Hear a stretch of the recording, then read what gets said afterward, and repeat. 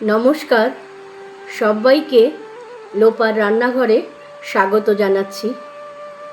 আজ আমি বানাবো একটা মেশানো আচার।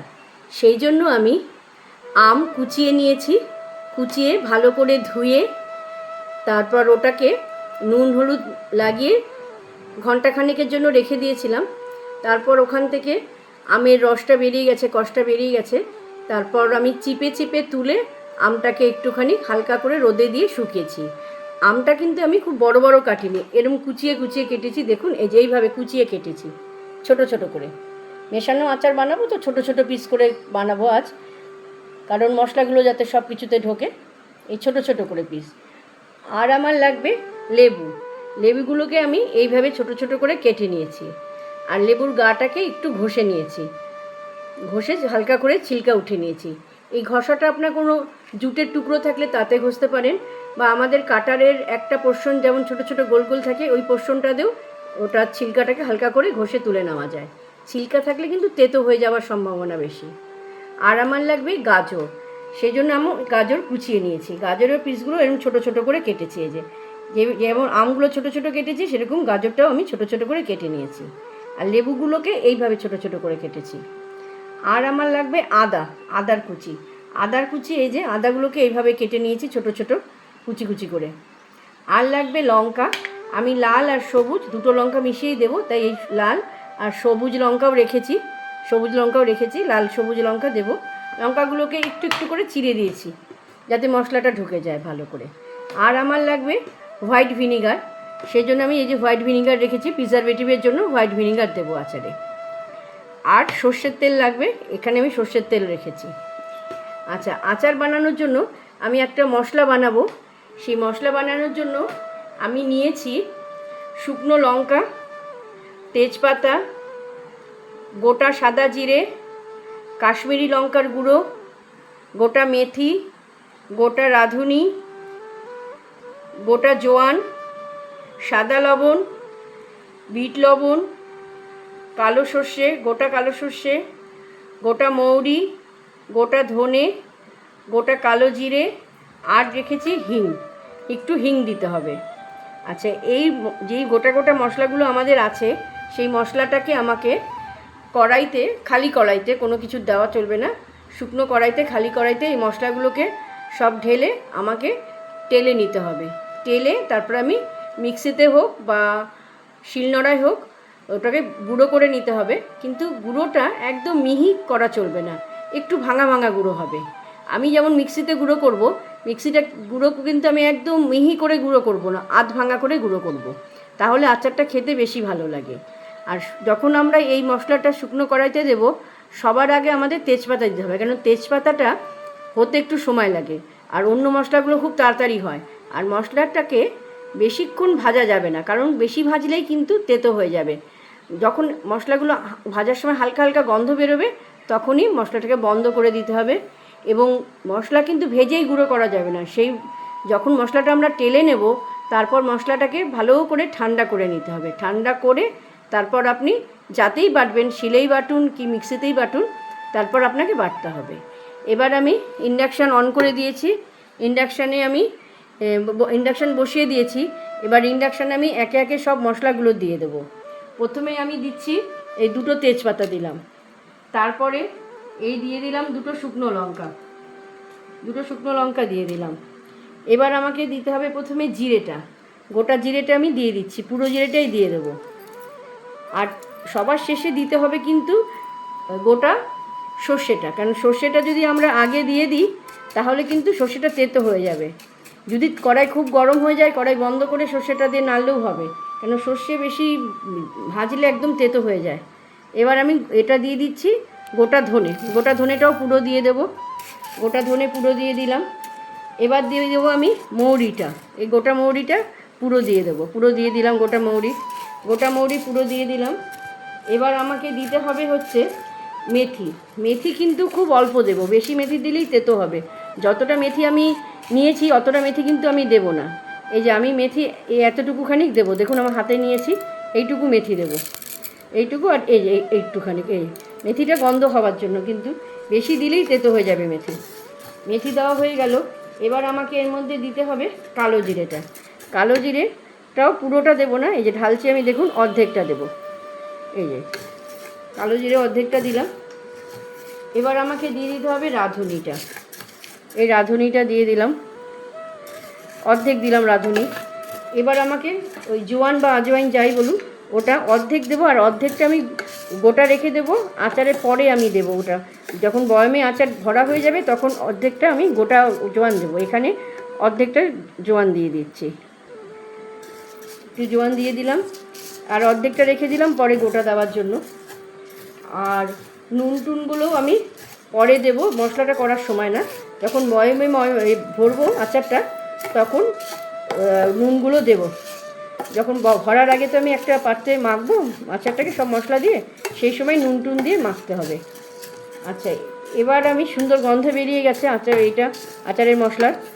এবার যেহেতু সুন্দর গন্ধ বেরিয়ে গেছে, তার মানে আর করতে হবে না, করলেই পুড়ে যাবে। এবার আমি সর্ষেটা দিয়ে দিচ্ছি। এই যে সর্ষেটা পুরো দেবো না, অর্ধেকের বেশিই দেবো। সর্ষে দিয়ে দিলাম। সর্ষে দিয়ে এবার আমি ইন্ডাকশানটা বন্ধ করে দিচ্ছি।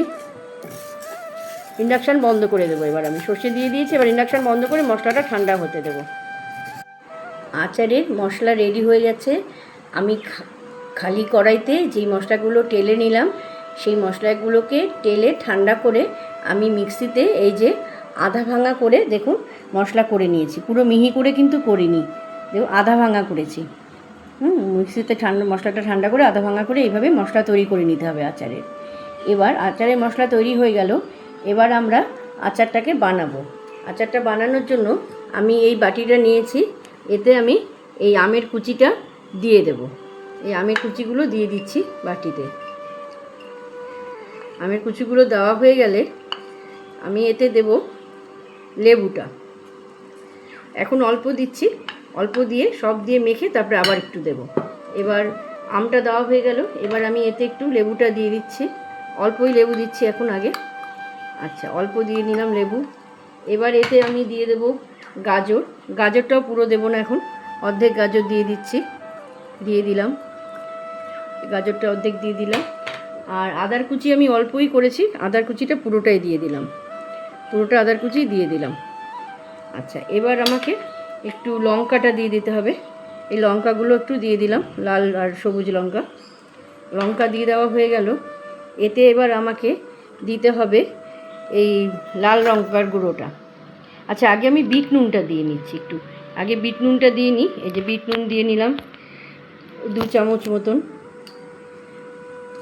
আর সাদা নুনও দিয়ে দিচ্ছি, সাদা নুনও দিচ্ছি 2 চামচ মতন। বিট নুন সাদা নুন দেওয়া হয়ে গেল। এবার এতে দেব কাশ্মীরি লঙ্কার গুঁড়োটা, এটাও আমি 2 চামচ মতন দিয়ে দিচ্ছি। এবার আমাকে দিতে হবে এই আচারের মশলাটা। আচারের মশলাটাও আমি পুরোটা এখন দেব না, অর্ধেকটা মতন দিয়ে দিচ্ছি। দিয়ে এটাকে ভালো করে মেশাতে হবে তো সবার সাথে। এই অর্ধেকটা দিচ্ছি, পরে আবার অর্ধেকটা দেব। আর এতে আমি দিয়ে দিচ্ছি এই যে জোয়ান বা আজওয়াইন যাই আপনারা বলুন, এটার 1 চিমটি গোটা, যে খানিকটা তো ভাজা গুঁড়ো মশলার মধ্যে দিয়েছি, আর খানিকটা আমি গোটা দিচ্ছি। কেন জোয়ানটা ভীষণ হজমের কাজ করে তো, আর মুখে একটু পড়লে ভালো লাগে। আর একটু দিচ্ছি অল্প 1 চিমটি গোটা কালো জিরে। এই গোটা কালো জিরে দিয়ে দিলাম। এবার সব মশলা দেওয়া হয়ে গেল। এবার আমি এতে দেব একটুখানি হিং। এই যে হিং আমি নিয়েছি, এই হিংটা আমি 1 চিমটি হিং দেব। হিং কিন্তু বেশি দিলে তেতো হয়ে যায়, কিন্তু একটুখানি হিং দিলে ওটার গন্ধটা খুব সুন্দর লাগে। এই হিং দেওয়া হয়ে গেল। এবার আমাকে এতে দিতে হবে সর্ষের তেল। এই সর্ষের তেলটা আমি কড়াইতে গরম করে ঠান্ডা করে রেখেছি, সেই সর্ষের তেলটাই দিচ্ছি, কাঁচা সর্ষের তেল কিন্তু দিচ্ছি না। এই তেলটা দিয়ে দিচ্ছি। তেলটা ভালো করে দিয়ে দেওয়া হয়ে গেলে এটাকে মাখতে হবে। এবার আমি এটাকে ভালো করে সবার সাথে মিলিয়ে দেব। আম, গাজর, আদার কুচি, লেবুর টুকরো, লঙ্কা, তারপরে 2 রকম নুন দিলাম, বিট নুন, সাদা নুন, কাশ্মীরি লঙ্কার গুঁড়ো দিলাম।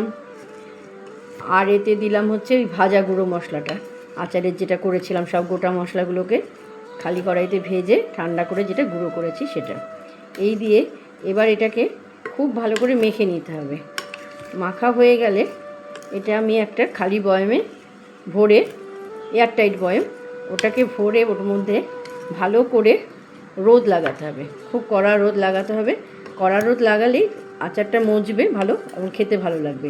এবার দেখুন আমি মাখলাম, মাখার পর আমি দেখছি আমার মশলাটা কম হয়েছে। এই জন্য আগে অল্প অল্প দিয়ে তারপর দিলে না সেটা বোঝা যায় যে কতটা আর লাগবে কতটা লাগবে না। এবার আরেকটু আমি আচারের মশলা এটা অ্যাড করে দিচ্ছি। দেখে মনে হচ্ছে মশলাটা কম হয়েছে। এই মশলা আরেকটু অ্যাড করে দিলাম 4 চামচ। এবং মাখার সময় দেখছি তেলটাও কম, তো তেলটাও আমাকে আরেকটু আমি দিয়ে নিচ্ছি। এই আরেকটু তেল দিচ্ছি। এবার তেল দিয়ে এবার ভালো করে আবার মিলিয়ে দেবো সবার সাথে, ভালো করে মিলিয়ে তারপর আমি বয়মে করব। আচ্ছা, বয়মটা কিন্তু আমি খালি বয়ম সেভাবে নেই। বয়মটাতে আমি খোলা কড়াইতে, খালি কড়াইতে 6-7টা আমি গোটা লবঙ্গ হালকা করে টেলে নিয়েছি।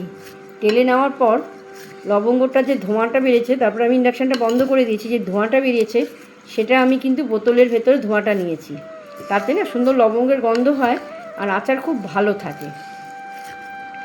আপনারা চাইলে 2-4টা গোটা লবঙ্গও এর মধ্যে দিয়ে দিতে পারেন। লবঙ্গ মুখে পড়লেও তো ভালো লাগে। তো আমি দিইনি লবঙ্গ, আমি লবঙ্গের ধোঁয়াটা দিয়েছি। এই যেটা যেমন আমার হয়ে গেল খুব সুন্দর করে মেশানো।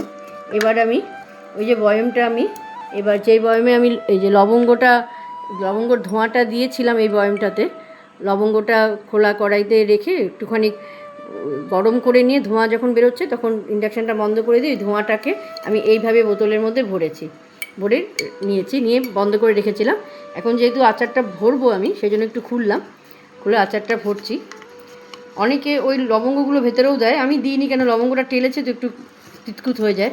যদি লবঙ্গ দিতে ইচ্ছা করে তাহলে আপনারা এমনি লবঙ্গ দিতে পারেন, ওই টালা লবঙ্গ না, মানে কড়াইতে দেওয়া গরম লবঙ্গ না, এমনি কাঁচা লবঙ্গ। এবার আমি এই যে আচারটা ভরে দিচ্ছি বয়ামের মধ্যে, ভরে আমি রোদ লাগাবো বেশ 5-6 দিন ভালো করে কড়া রোদে এটা দেবো। আর এই বয়ামটা কিন্তু এয়ারটাইট হওয়া চাই, খুব জরুরি এয়ারটাইট হওয়াটা, তা নাহলে আচার খারাপ হয়ে যায়। যেই আচারটাকে আমি মাখলাম সব সবজি দিয়ে, গাজর, কাঁচা আম, আদার কুচি, লঙ্কা, আর যে মশলাটা আমি বানিয়েছিলাম আচারের সব গোটা মশলা দিয়ে, গুঁড়ো মশলা, সেই দিয়ে যে বাটিতে মাখলাম সেটা আমি বয়মে পুরোটা ভরে দিলাম। এই যে বয়মে ভরার পর এবার আমি এটাকে ভালো করে ঢাকনাটা লাগাবো। আমার এই বয়মটা কিন্তু এয়ারটাইট বয়ম, এটা খুব ভালো করে টাইট করে আটকে না রাখলে আচার বেশি দিন রাখা যায় না। এটা যদি আমি বয়মটাকে আটকে রাখি ভালো করে, তাহলে 1-1.5 বছর এই আচারটা আমি খেতে পারবো।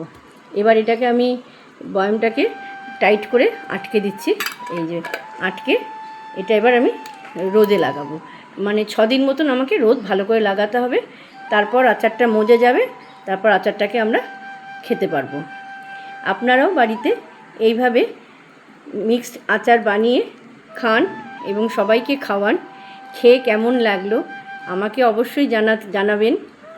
আপনাদের মূল্যবান মতামতের আশায় আমি বসে থাকি। আপনাদের মূল্যবান মতামত জানতে পারলে আমি পরবর্তী রান্নার ভিডিও করতে উৎসাহ পাই। আজ যারা আমার চ্যানেলে প্রথমবার দেখছেন লোপার রান্নাঘর, দয়া করে আপনারা এই চ্যানেলটিকে সাবস্ক্রাইব করে আমার পাশে থাকবেন। সবাই সুস্থ থাকবেন, ভালো থাকবেন, আনন্দে থাকবেন।